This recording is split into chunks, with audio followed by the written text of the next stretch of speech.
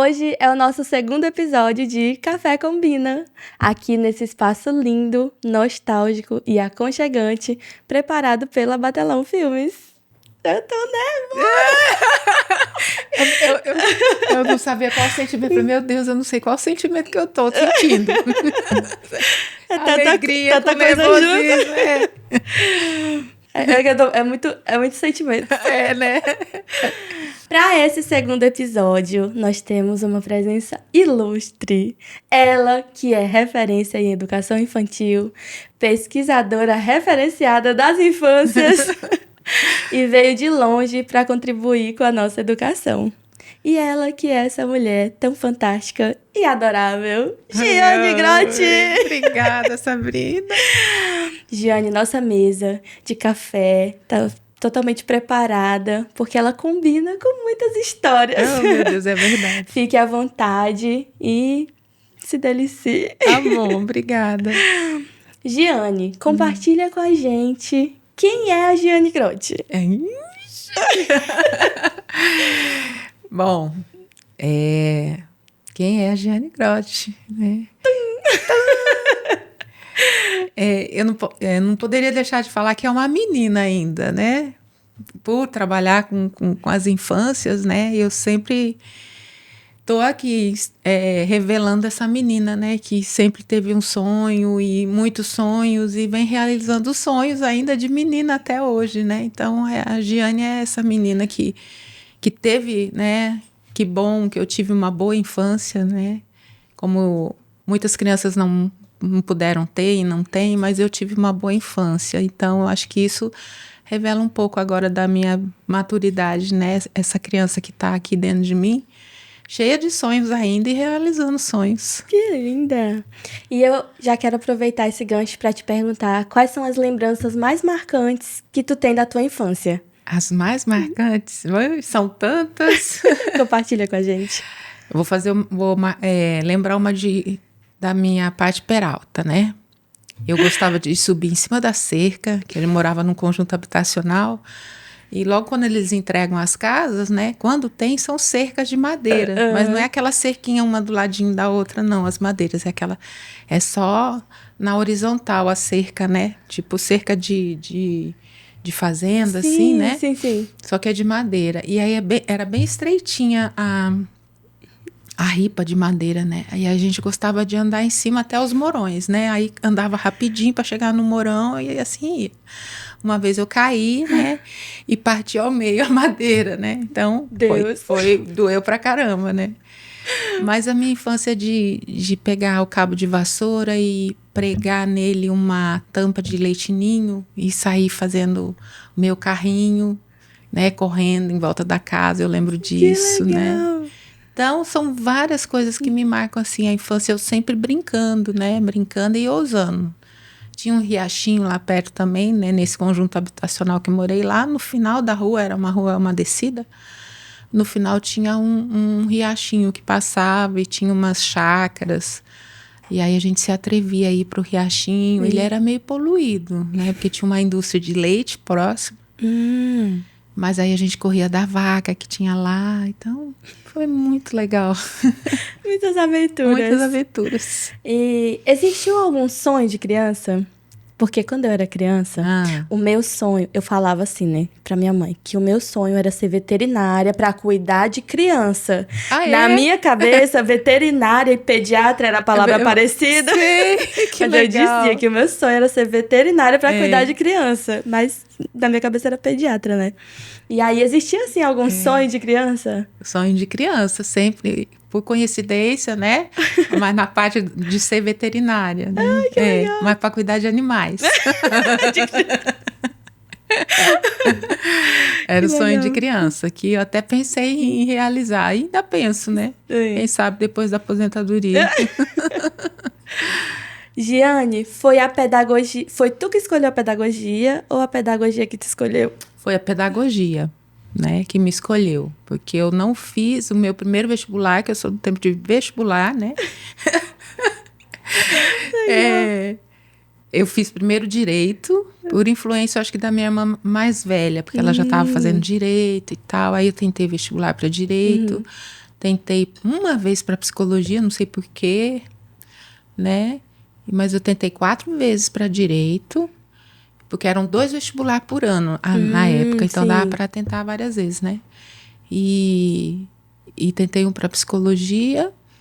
E para veterinária eu não usava, porque era curso integral e como eu não tinha recursos, né, para me manter, eu já sabia. Eu sempre tive um senso de responsabilidade muito grande desde pequenininha.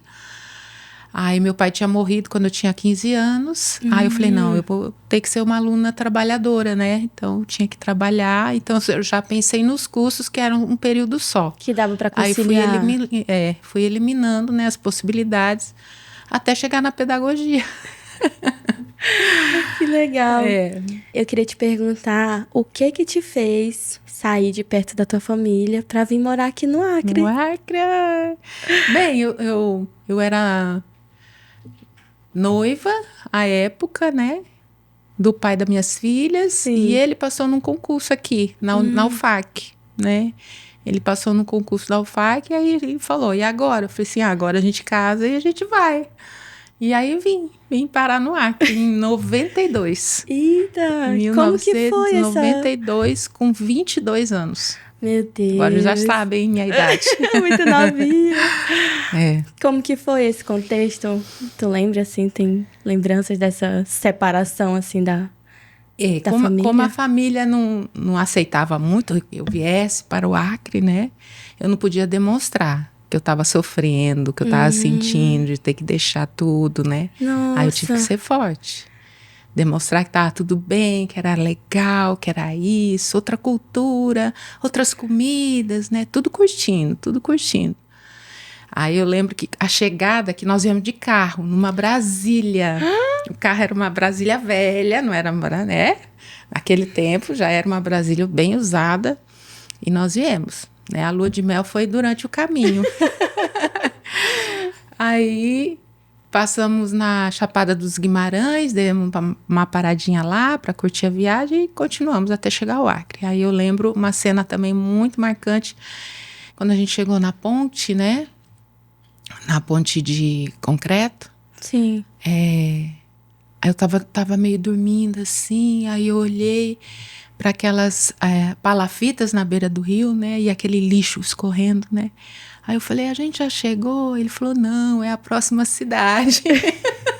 Aí já era Rio Branco, né? Meu Deus. Bem diferente do que a gente vê hoje, né? Tudo arrumadinho, né? Mudou muito? Mudou muito, muito, muito. Aí a nossa primeira parada foi comprar um colchão nas Casas Roraima. Tinha Casas Roraima aqui? Tinha Casas Roraima, uma só, né? Bem ali depois da ponte, na esquininha ali do calçadão. Sim. Era ali, a Casas Roraima. Ah, meu Deus. Aí vamos construir tudo do zero. Aí a gente já tinha contato, né, aqui de um pessoal que ia nos acolher quando nós chegássemos. Eles alugaram uma casa pra gente lá na Capoeira. Lá na Baixadona. Eles eram amigos de vocês? Era um contato que a gente não conhecia pessoalmente, mas alguém fez contato por conta da igreja, né? Aí eles iam nos receber. Aí eles são pessoas, né, muito queridas e tal. Aí eles alugaram uma casa pra gente também, uma palafita, que eu só conhecia palafita pelo livro didático, porque lá no sul não é comum, né? Imagina. Aí aqui é aquela casa alta, né? Aí a hora que eu entrei eu comecei a chorar. Assim, me senti desconfortável, né? Aí foi quando a gente fez contato com a professora Maria do Carmo Cunha, que era professora aqui, professora aposentada da UFAC, e ela falou, não, vocês vão ficar aqui em casa. Aí nós ficamos 15 dias na casa dela. Ela nos recebeu até a gente alugar um outro lugarzinho, onde eu me sentisse mais confortável, mais segura. Inicialmente, vocês foram morar nessa palafita? Não, a gente não chegou, não passamos nenhuma noite lá. Só o colchão que ficou lá. Ah, meu Deus. Porque nós viemos, tudo que a gente tinha cabia dentro dessa Brasília, né? Aí nós ganhamos 2 garfos, 2 facas, tudo de 2, tudo de parzinho assim, o nosso enxoval. Deus, que fofura. Foi. E viemos embora pro Acre, né? Mas assim, foi um começo muito legal. Quando a gente é jovem, a gente encara tudo, né? Tudo é festa, não, e vai dar certo. E foi dando certo, né? Que legal. Foi dando certo. Tô com vontade de perguntar um monte de coisa. Vai perguntando. O teu interesse em pesquisar as infâncias surgiu aonde? Tu já estava aqui ou foi enquanto estava no teu curso de pedagogia? Não, foi aqui mesmo. Foi aqui? Foi aqui. Porque quando eu fiz o curso, a época que eu fiz o curso de pedagogia, ele ainda tinha um ranço bem técnico, né? Embora eu tenha feito, eu fiz no final dos anos 80 e início dos anos 90, que eu terminei. Então ele tinha esse currículo, né? Muito tecnicista e tal ainda, né? Embora eu já esteja entrando nos anos 90. E foi aqui no AC que eu aprendi a ter um pensamento crítico, um pensamento político. Nossa. Foi aqui, né? Não foi minha formação que eu tive lá, né? E aí eu comecei a me cercar com pessoas que eram politizadas, sabe? Eu lembro muito, uma referência forte para mim é a Maria Cláudia de Assis, que era professora na UFAC, mas na época ela estava na SEMI, Secretaria Municipal de Educação. Sim. E meu segundo trabalho aqui no AC foi na SEMI. O primeiro foi na biblioteca do Herbário da UFAC. Né? Era um projeto que tinha para organizar essa biblioteca do Parque Zoobotânico, né? Fica lá dentro do Parque Zoobotânico. Aí tinha uma parte que era a biblioteca do É a biblioteca Herbário. do Herbário? Do Parque Zoobotânico, acho melhor dizendo.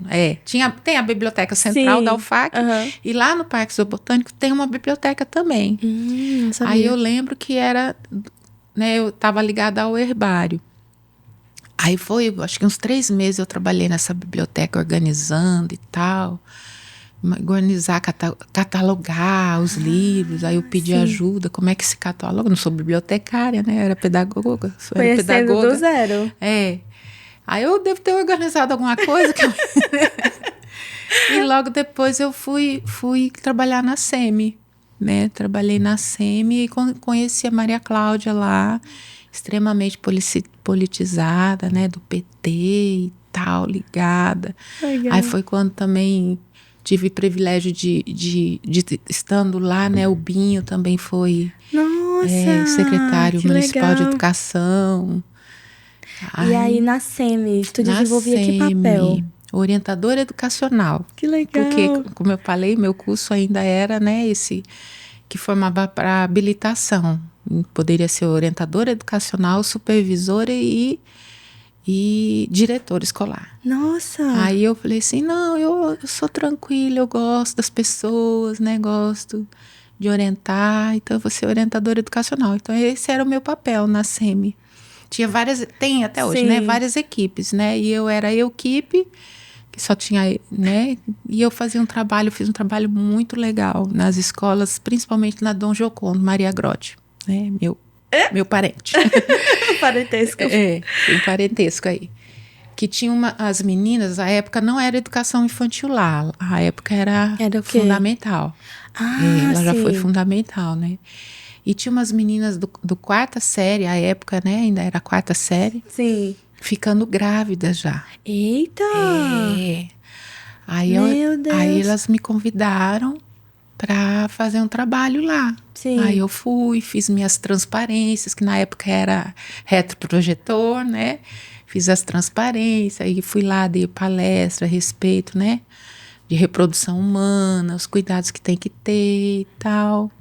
Aí falei com os meninos, com as meninas do 4º ano, e assim fui começando. Uma intervenção bem direta mesmo, né? Bem direta. Nossa! E eu lembro que eu ia de ônibus ou a pé, de uma instituição para outra, uma escola para outra. Assim que eu fui conhecendo as escolas aqui em Rio Branco. E aí foi dando essa palestra em várias escolas. Naquelas que pediam, né? E outras a gente fazia outro tipo de trabalho. Que legal, Giane! Tanta coisa, né? Não é? Nesse contexto, qual foi o maior desafio enquanto tu desempenhava esse trabalho, papel, esse papel? Dentro da secretaria? Eu acho que, assim, o desafio maior era Era botar o pé, né, mesmo na rua, né, para chegar nas escolas, porque eu fui tão bem acolhida, como eu disse, né, o acreano, ele é muito bom de acolher, Eu ia te né. perguntar isso, assim. Olha, fui acolhida, né, em termos de lugar para morar, né, para receber, fui acolhida no trabalho, isso mudou com o tempo, obviamente, né, mas a grande marca é que eu fui muito bem acolhida lá na SEMI, né, uma menina de fora. Tanto é que com 40 dias eu pedi se eu podia tirar férias para ver minha mãe, que eu estava morrendo de saudade, eles me liberaram. 40 Deixando. dias, não. Era pouco tempo que eu tinha, sei lá, acho que uns 4, 5 meses, pouco tempo que eu tinha ali, né? E eu não era concursada, né? Eu era contratada. Sim.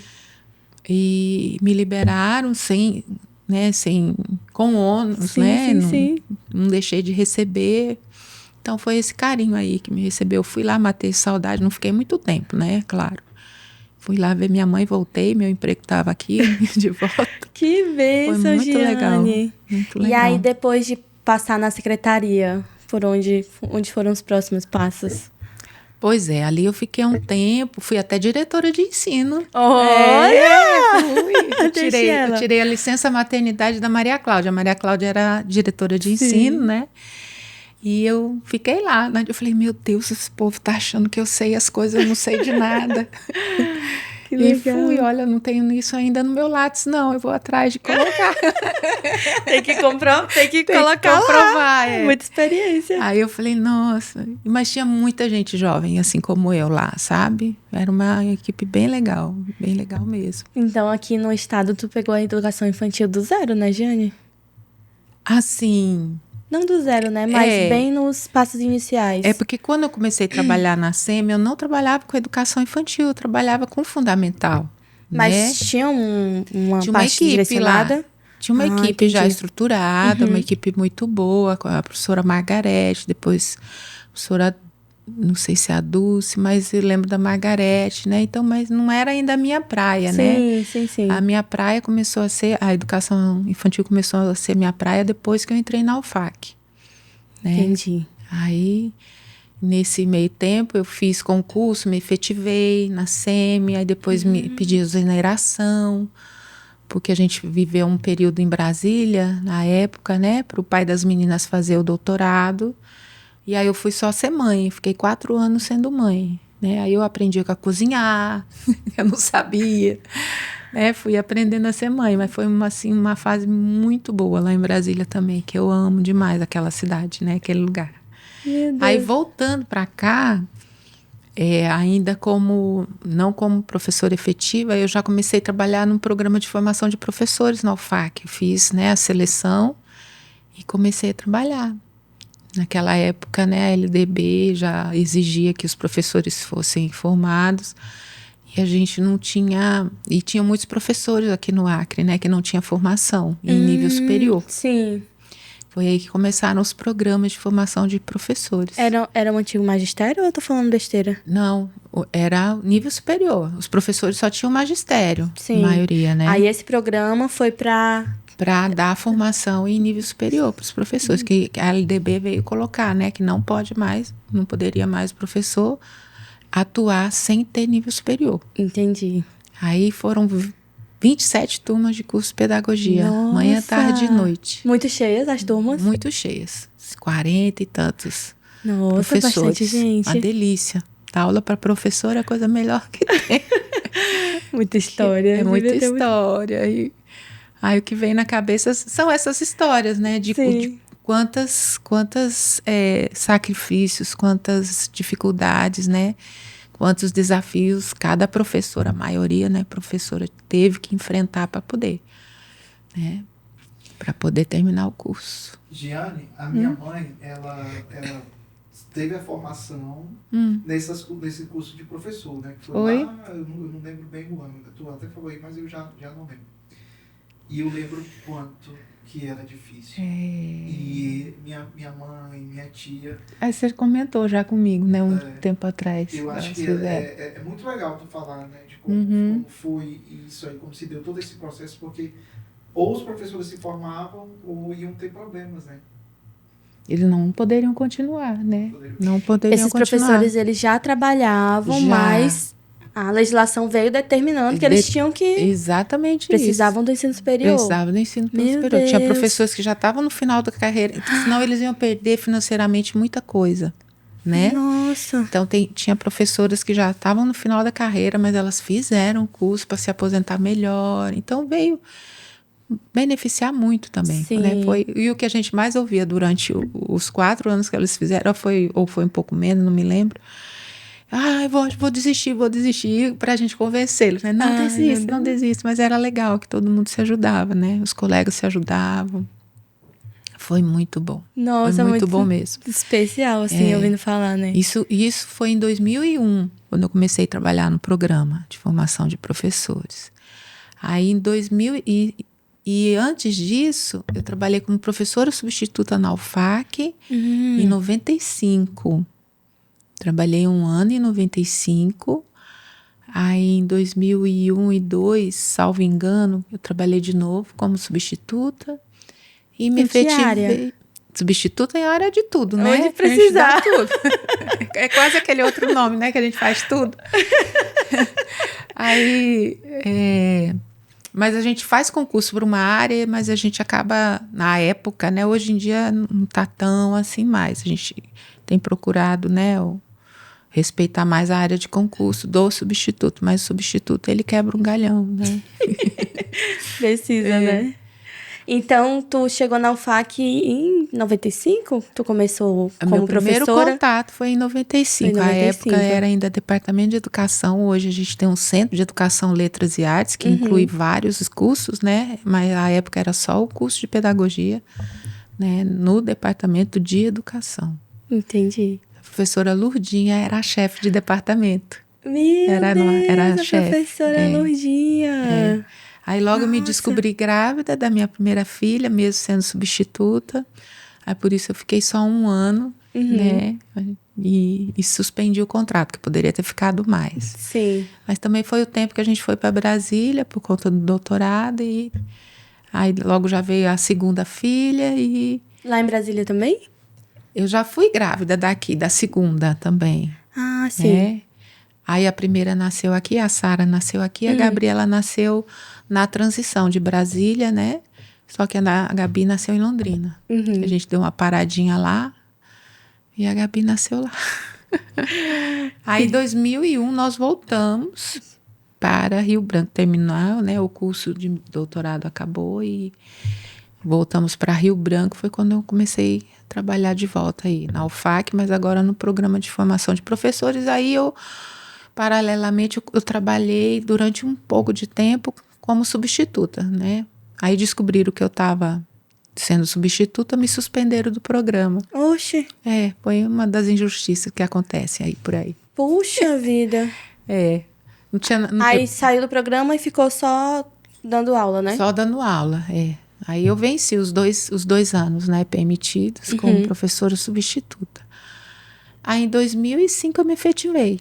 Aí eu fiz o concurso para a área, né, de infância e educação infantil. Aí que começou a minha história com a infância. Nossa!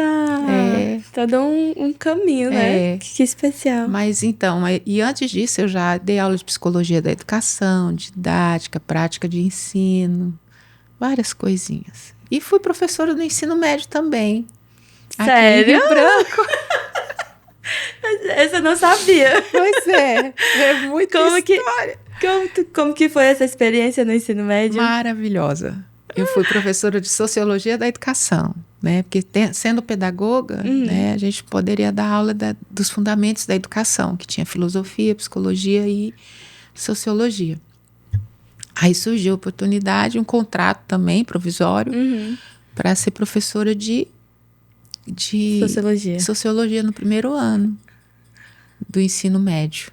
Aí eu fui lá na Ética, na antiga Ética, e no João Aguiar, e no Manuel Julião. Meu Deus, Foi um bimestre só, porque daí eu fui professora substituta, né, na UFAC. Sim.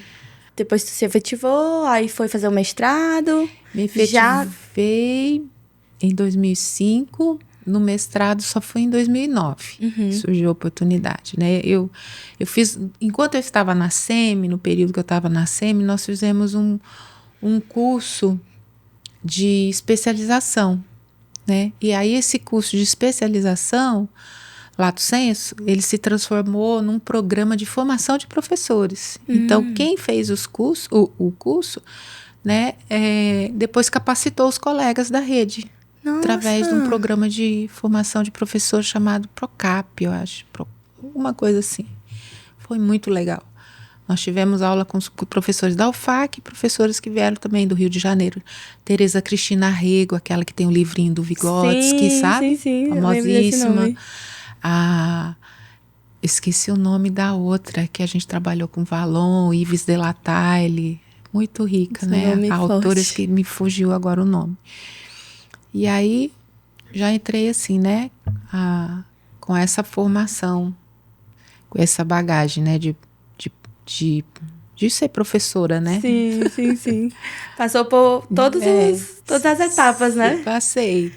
Só não na educação infantil. Sim, nesse tempo que eu trabalhei na SEMI também, eu fui, um período eu fui para a escola, né? Fui ser professora na escola. Professora não, orientadora educacional / supervisora. Que daí me deram as duas funções lá na Ana Turan, Machado Falcão, lá do outro lado, no 2º distrito. Era supervisor. Lá era de manhã, era fundamental, e à tarde era magistério.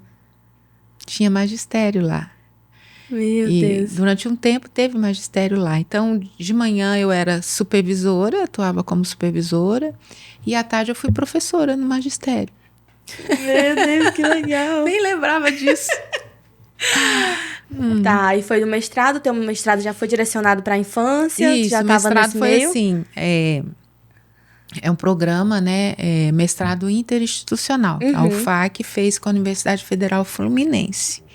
Aí a gente passou por uma seleção, alguns professores aqui que ainda não tinham mestrado, né, daqui de Cruzeiro do Sul. Legal. Nós passamos por essa seleção e os que foram aprovados a gente foi para lá, né.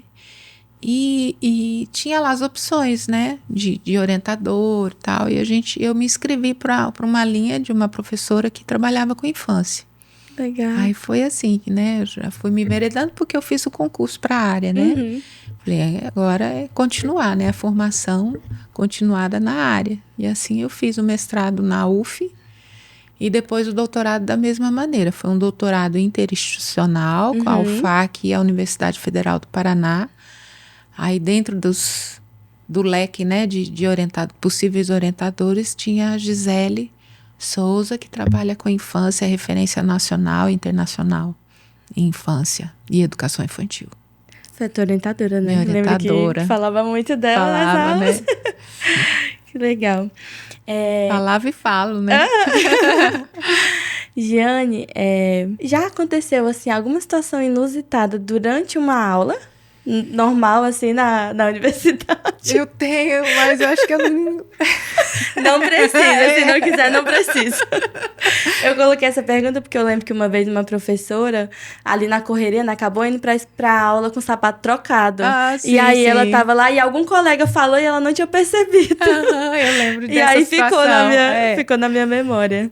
Não. Acho que não. Nesse sentido, acho que não tem, não. É só umas vingancinhas, às vezes, que aluno que perturba um pouco a gente. De vez em quando o professor também dá um troquinho, né? Lembra? Faz parte. Faz parte, né? Quando eu fiz pedagogia, eu entrei no PIBID, né? Fiz parte do PIBID. E aí eu cheguei a fazer o estágio em 2 escolas. Uma escola era de ensino fundamental e a outra escola era de educação infantil, mas era pré-escola, né? E aí agora nós temos o PIBID nas creches! Que lindo, temos. Como tem sido a experiência de coordenar o primeiro PIBID nas creches? Meu Deus, tá sendo assim...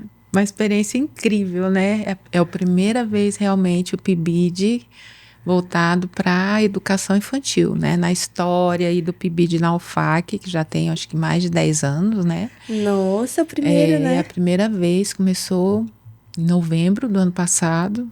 E vai terminar agora, em novembro desse ano. Mas é a primeira vez e está sendo muito rica. A pena que só são 3 instituições, né?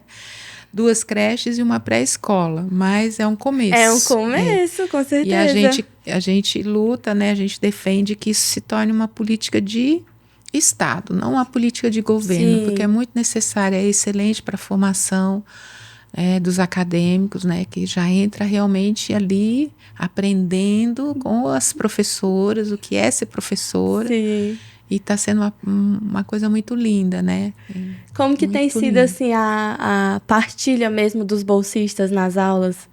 Então, antes de eu ter, né? Tenho 24 bolsistas, né? Eita, Bastante. Muita gente. Muita gente. Aí, antes de ter o PIBID na educação infantil, eu percebia nas minhas aulas que quem era do PIBID, do fundamental, contribuía muito mais com as discussões. Era incrível. Aí eu elogiava minhas colegas, né, as coordenadoras desse PIBID. Eu falei, nossa, fulano de tal, como contribui, como cresceu. Então, a gente vê realmente o resultado. Sim. Por isso que a gente defende e luta para que se torne realmente uma política de Estado, o PIBID, né? Porque é diferente, né? A pessoa que está ali desde o primeiro período, junto com a escola e junto com a universidade, né? Estudando, colocando em prática, questionando o que acontece lá, o que a gente fala aqui. Faz todo sentido, incrível. né? Faz todo sentido. Aqui no nosso município, na verdade não aqui no município, né? De um modo geral, a matrícula é obrigatória a partir dos 4 anos, né? Certo, na pré-escola. Para pré-escola. Aqui em Rio Branco, em 2023, o nosso município passou a receber crianças a partir dos 6 meses, só que num projeto piloto, né? Numa creche só lá na Cidade do Povo. E aí, nesse mesmo ano, passou a receber crianças de 1 ano e 7 meses dentro da creche, né? Unificando ali com as crianças entre 2 a 4 anos. Na tua opinião, esses movimentos aproximam a creche, mais uma vez, do assistencialismo? Sabrina, eu vejo assim, que a minha tese foi sobre assistência à criança pobre, né? Sim. E engraçado que eu tinha um preconceito realmente com o assistencialismo, mas fazendo a tese, eu vi o quanto é importante. Sim. Não dá para separar o cuidar do educar, entendeu? Eu sei que é uma demanda grande que foi para dentro da creche, né? Mas ela é necessária, porque lá a gente vai ter pessoas habilitadas, especialistas, para que aquilo que não der para cuidar, né, orientar os pais e fazer aquele tão sonhado, né, processo de intersetorialidade, que é a educação, saúde, assistência social, que precisa estar presente nas creches, entendeu? Porque eu sei que acumula para a gente resolver todas as coisas, né, que a criança ou a família nos apresenta. Mas eu não vejo assim que é o assistencialismo, não. Eu vejo como uma necessidade da criança mesmo receber o melhor. Sim, né? sim. Eu queria te perguntar em relação ao tempo, não ao tempo, mas aos dias letivos, né? Sim. Antes nós cumpríamos, nós enquanto professores, né? 180 dias. E aí agora a creche precisa cumprir os 200 dias, né? E tu acha que eu acho desnecessário, sabe? É muito tempo da criança. Tempo, eu acho. Eu acho que 180 dias está de bom tamanho, inclusive para o fundamental, para o médio. Sim. Eu acho desnecessário. Muito puxado, né? Muito puxado e o tempo está passando muito rápido e não dá tempo de fazer o que a gente precisa, né? E 180 dias, mesmo com o tempo passando rápido, acho que a gente pode focar melhor naquilo que realmente é importante para a criança. Sim.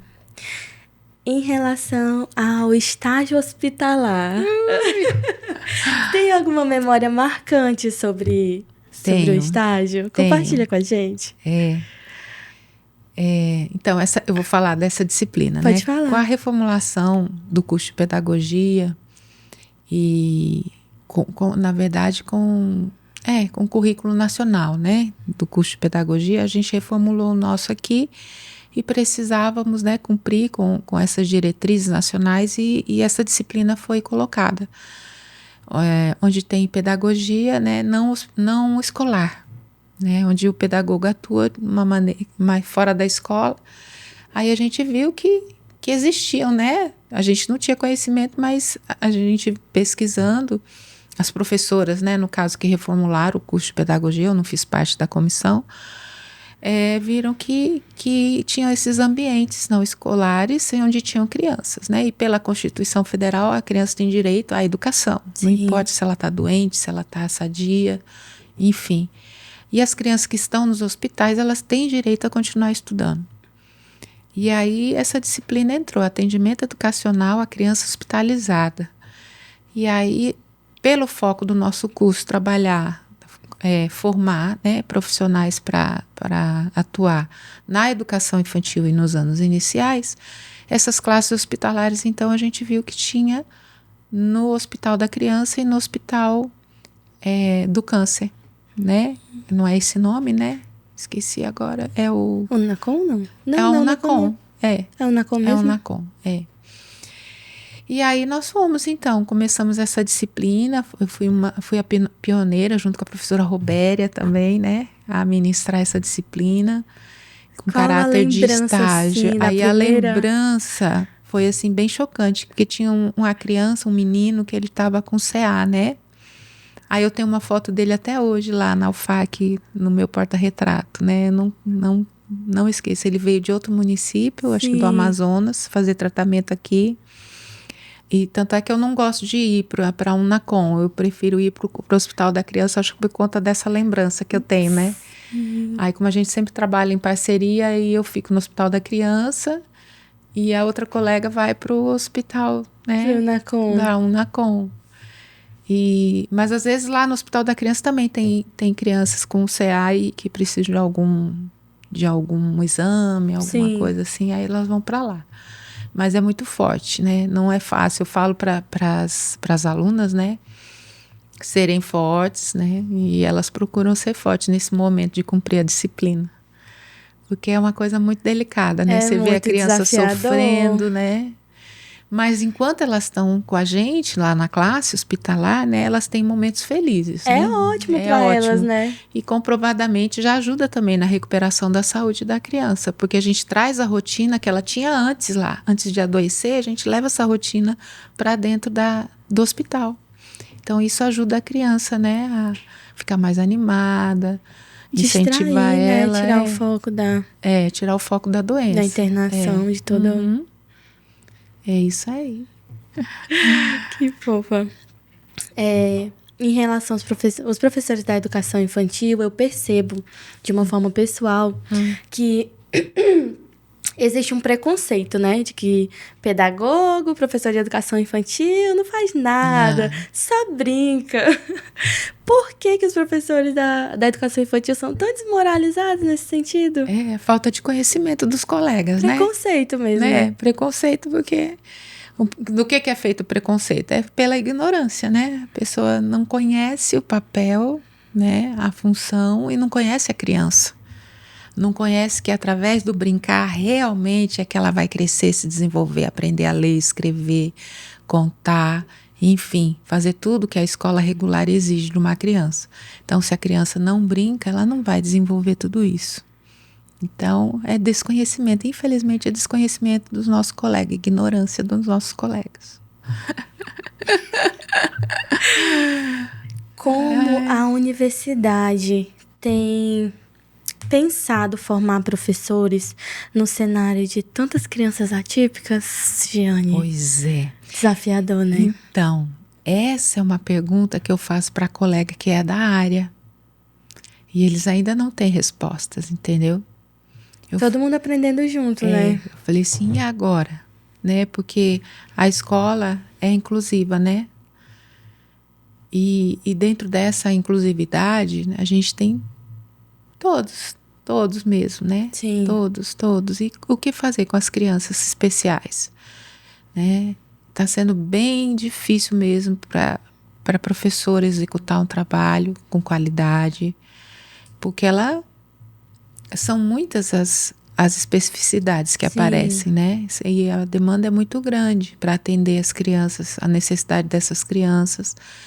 E realmente é um desafio que está posto aí. A gente vai achar alguma coisa, né? alguma solução a gente vai encontrar. Mas, assim, tem sido foco de debate, de discussão, mas a gente ainda não tem uma resposta. Descobriremos juntos. É. Recentemente, se materializou um desejo teu muito grande no curso de pedagogia, que é a brinquedoteca. É mesmo.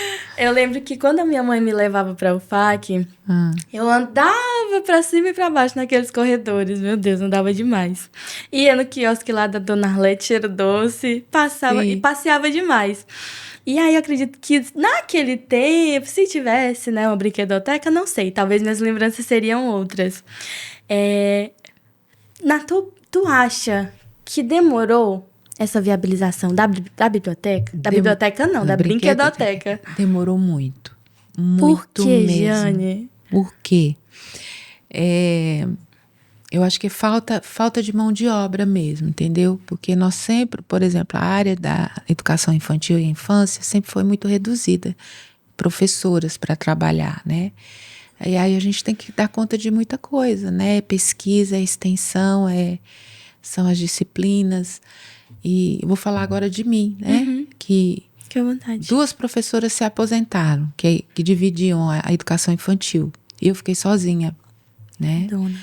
E aí tem também o mestrado, tem, né, a pós-graduação, e tem as aulas no interior, e a brinquedoteca, e todo mundo falando, mas Giane, é você. Eu falei assim, não, o curso não é de pedagogia, então todo mundo é obrigado, é infância, participar, né? Com certeza. Não, mas é você. Eu falei, tá bom, então vamos fazer. Aí, tinha uma técnica lá, tem uma técnica chamada Patrícia Cunha, e ela veio de Cruzeiro do Sul e ela estava querendo, né, se informar melhor sobre a brinquedoteca, e tinha uma pessoa barrando, né, em vez dessa pessoa fazer a ponte comigo, né, essa pessoa estava barrando realmente, não promovia o encontro de nós duas, né. Nossa, dificultando Aí, mesmo. por fim, deu certo o encontro e foi quando começou a acontecer, sabe? Eu tive a ajuda muito grande da Patrícia e outras colegas também. Aí nós fizemos o projeto e estamos tentando aí de todas as formas, porque tem hora que a gente atua, não tem alguém permanente para ficar atendendo. Né, a gente trabalha com voluntários, com bolsistas temporários, e no momento nós estamos com uma estagiária. Essa vai ficar por um período mais prolongado, mas só um turno. A gente atende então o turno da manhã e da tarde. No momento, à tarde, todas as tardes, e de manhã a gente está intercalando com voluntários. Certo. E às vezes não tem voluntários e fica fechado o atendimento. Entendi. Mas já começou, né? Já está materializado. Já. E aí a gente tem bastante material, e agora a gente recebeu um dinheirinho aí de uma emenda parlamentar que era só para a brinquedoteca, mas infelizmente houve uma partilha desse dinheiro por conta de políticas que a gente também não concorda dentro da universidade, né? Não acredito. E aí esse dinheiro foi fatiado e aí a gente ficou com pouco dinheiro. Mas vai dar para dar uma repaginada, o que a gente espera, né? E uma coisa legal também é que a gente conseguiu fazer agora, dentro desse pequeno orçamento, garantir uma visita técnica a uma universidade que já tem uma brinquedoteca há mais tempo e tal. E nós vamos agora para a UNB, né, fazer essa visita técnica no mês de julho, eu e Patrícia. Pioneiras. Também. Que legal. O que significa para a comunidade e para os alunos ter esse espaço à disposição? Pois é. É incrível, né? É o momento em que a mãe normalmente tem um pai que usa muito. É um pai do curso, um aluno do curso de medicina.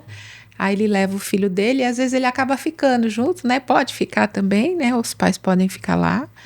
E aí ele fica lá com o filho dele e ele tem usado bastante. Então é extrema importância e necessária a brinquedoteca, que as crianças ficam lá enquanto os pais estão estudando.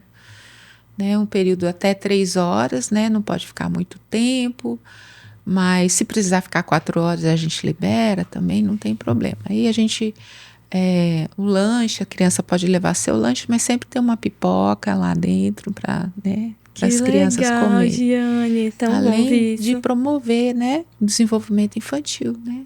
Ela tá brincando ou sozinha ou com outras crianças, os materiais que a gente tem lá, os brinquedos, temos livros, literatura infantil também temos lá.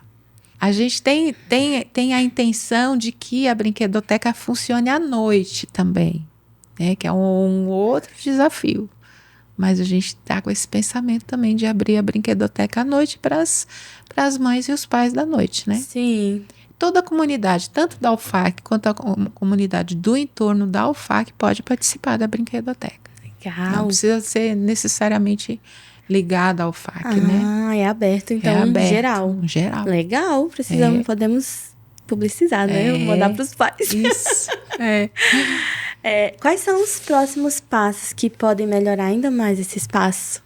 A brinquedoteca é reforma física, da estrutura física. Atualmente, ela funciona em uma sala... É uma sala de aula. Regular. É uma sala de aula regular. É a primeira sala dentro do bloco do curso de pedagogia, é a primeira sala. Então, ela não é adaptada às crianças, né? A gente precisava ter um banheiro interno, a gente precisava ter um espaço lá fora, mas um espaço controlável, né? Cercado, para as crianças terem contato com a natureza, né?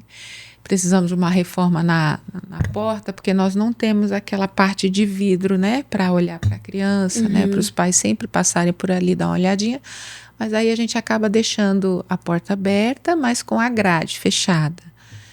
E aí dá para ver a criança lá dentro, quem passa lá fora. Tão bom ver então, isso. São dois desafios, né? É uma reforma na estrutura física da brinquedoteca e uma permanência de pessoas para atuarem, né? Uma garantia de bolsas para que os estagiários, os bolsistas permaneçam de uma maneira mais efetiva. Existe a possibilidade, futuramente, de a biblioteca ficar aberta por um tempo maior? Tipo, durante todo o horário da aula? Que é de 1h30 até 6h50, né? Existe. Tendo pessoas, né, para atender, é possível sim. Legal.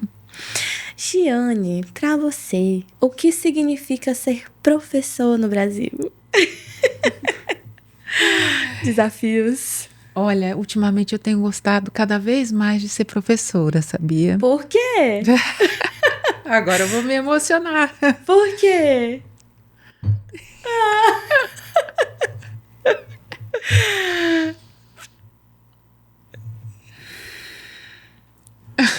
Desculpa. Imagina, fica à vontade.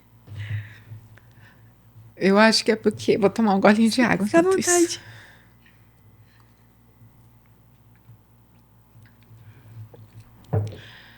Porque você vai tomando a consciência do quanto é importante o seu papel na sociedade, né?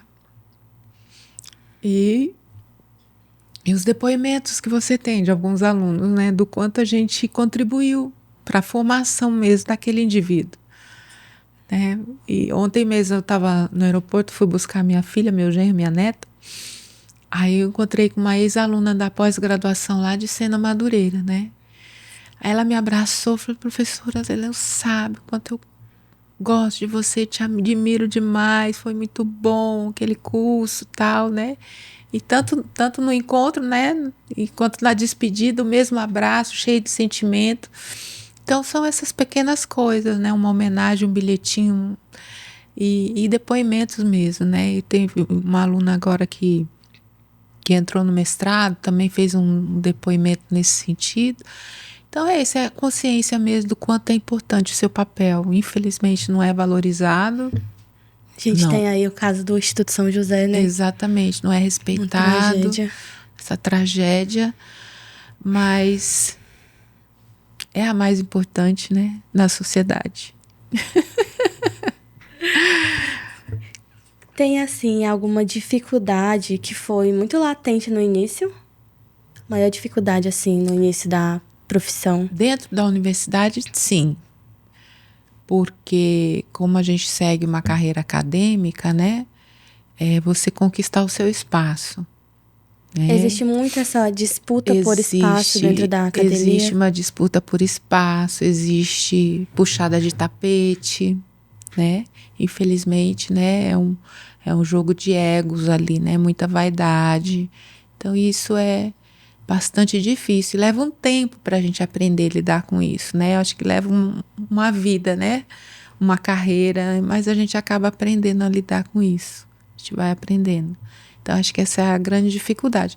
E também essa questão, né, da competitividade. Você faz mestrado, não é suficiente, aí você faz doutorado, não é suficiente, dali a pouco estão te exigindo pós-doutorado, que não é título, né? Não é, mas eu falei, não. Precisa o tempo todo estar ali todo, provando, né? Provando, né, que você é capaz. Mas é isso. Mas foi muito bom fazer mestrado, doutorado e estudar é muito bom. Eu aprendi a gostar de estudar fazendo mestrado e doutorado, né? Sendo professora, na verdade, né? Porque quando eu era criança eu estudava porque eu sabia que era preciso, aquele meu senso de responsabilidade, né? Mas uma vez eu perguntei para minha mãe, falei assim, mãe, qual é a profissão que não precisa estudar? A minha mãe falou, não, toda profissão precisa estudar. Aí eu falei assim, e para ser taxeira? Que era taxista, né? Oh, meu Deus. Ela falou, preciso estudar um pouco. Eu falei, então eu vou ser taxeira. Eu queria estudar só um pouco. Taxista. Brum, brum, brum, brum. Bibi. O que tu poderia compartilhar com a gente sobre o papel do professor? Acho que eu já falei um pouquinho, no teu ponto né? de vista. Esse é a gente realmente que pode transformar, né? O outro. Né? De que forma? Dando exemplo. Difícil. Dando exemplo e também apresentando, né? As teorias, né? As pesquisas, né? Comprovando aí o estudo. Como que as nossas políticas podem valorizar mais a nossa profissão? Eu acho que as políticas elas não valorizam, né? O que a gente tem que fazer quer dizer, se a gente conseguir mudar essas políticas, né? Os movimentos sociais, que eu também sou ligada aos movimentos sociais, principalmente em defesa da educação infantil, né? Eu faço parte do Fórum Acreano de Educação Infantil, que está ligado ao movimento Interfóruns de Educação Infantil Nacional, que é o MIEIB. Então, através desses movimentos, de repente, eles, né, quando determinados governos querem colocar uma política que não condiz com aquilo que é a realidade, a necessidade, a veracidade das crianças, daquilo que a gente acredita ser o melhor também, né? A partir do que a criança demonstra, aí a gente se fortalece nesses movimentos, nesses grupos, e a gente consegue muitas coisas, né?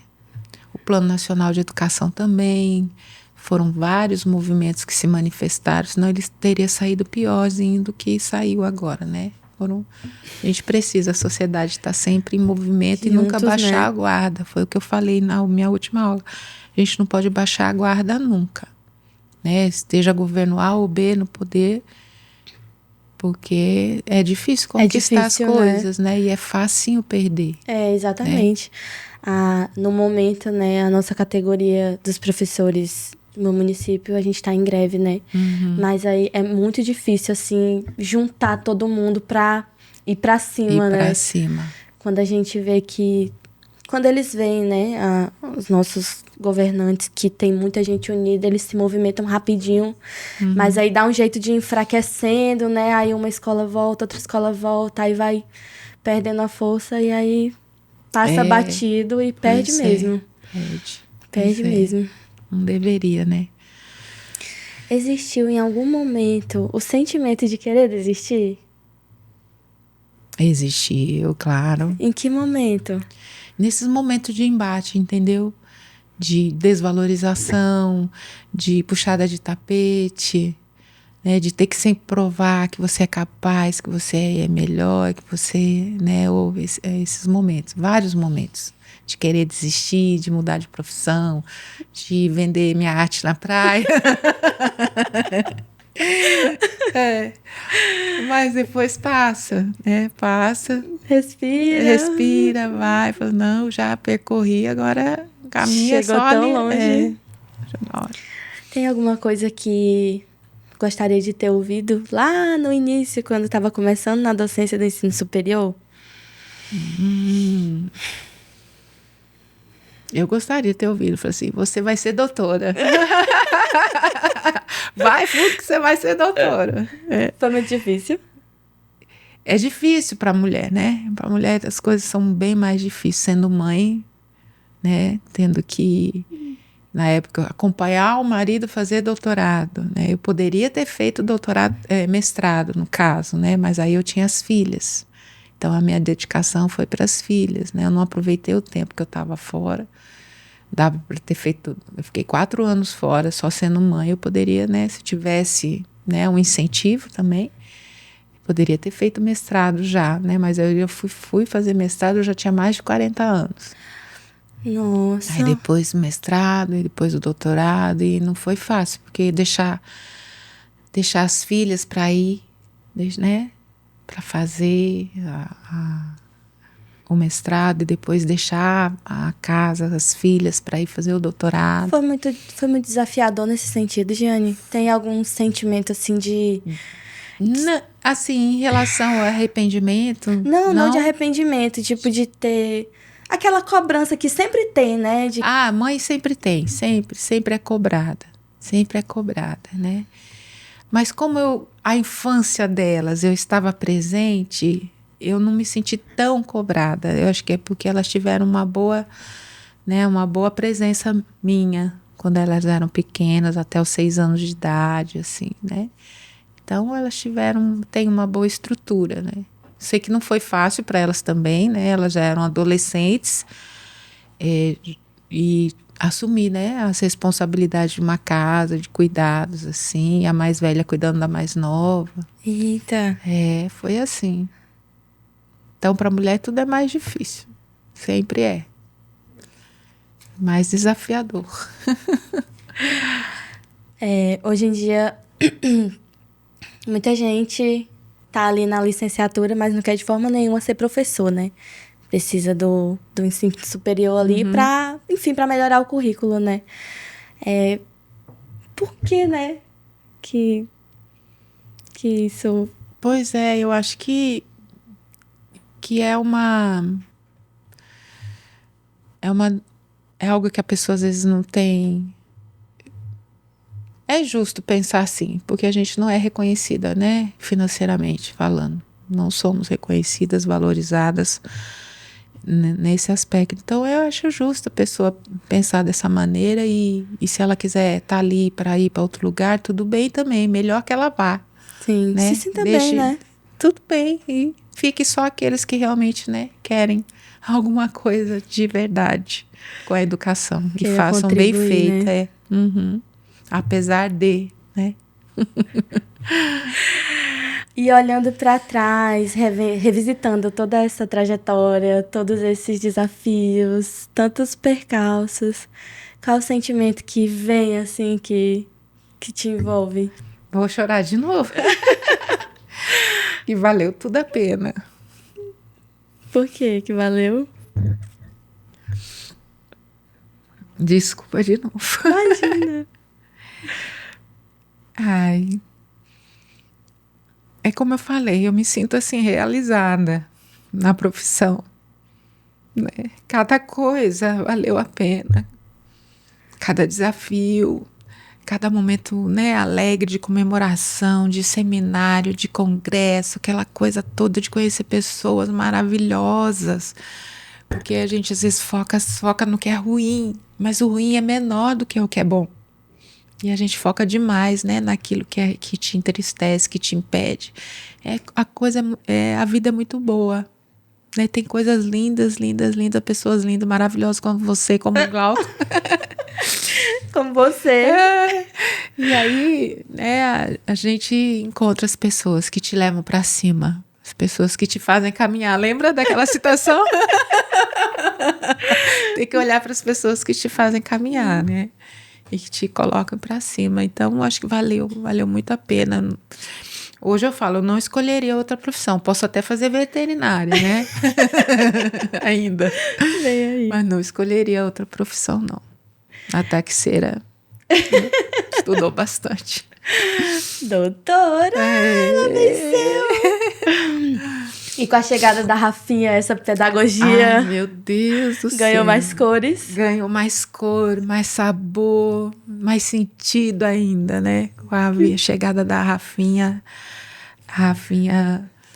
Nossa, tudo que eu não pude fazer com as meninas, que eu tinha que trabalhar, né? Apesar de eu ter ficado também um tempo me dedicando só a elas, eu já também comecei a trabalhar quando elas estavam já no fundamental, no primeiro aninho e tal, né? Mas com a Rafa, então, tá assim, tudo mais consciente, mais claro, mais seguro, né? E ela tá aprendendo muito, né? Se desenvolvendo muito, aquele pedacinho de gente já muito espertinha. Começando a falar frases com 1 ano e 4 meses, muito né? Esperta, muito esperta.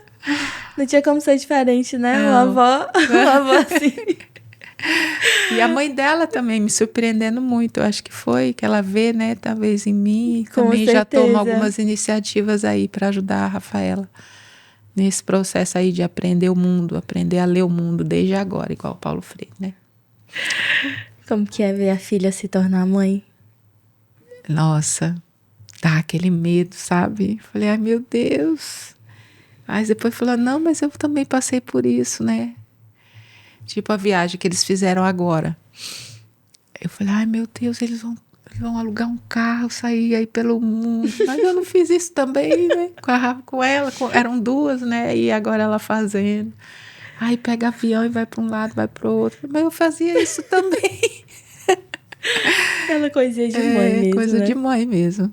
Preocupação de mãe, mas é isso aí, a vida, né? É a vida, né? Giane, te agradeço demais por aceitar esse convite. Meu Deus, eu que agradeço. Meu Deus, uma honra para mim. Obrigada, Sabrina, a honra é Glauco. nossa. Esse Nossa, café. essa coisa maravilhosa, chiquíssimo, né? Que é o correto, chiquíssimo. Esse estúdio aqui, lindo, lindo, lindo. Parabéns para vocês.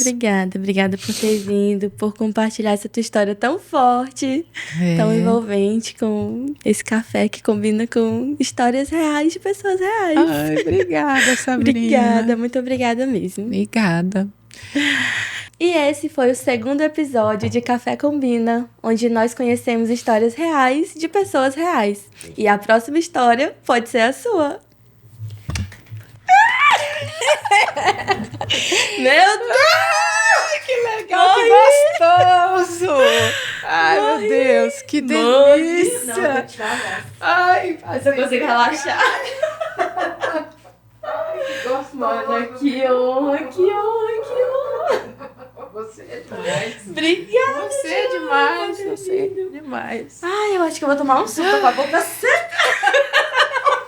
Tomou meu golinho. Café, mas ninguém comeu, foi nada. Ninguém, tu viu? Ninguém nem piscou. O pão de queijo gelado.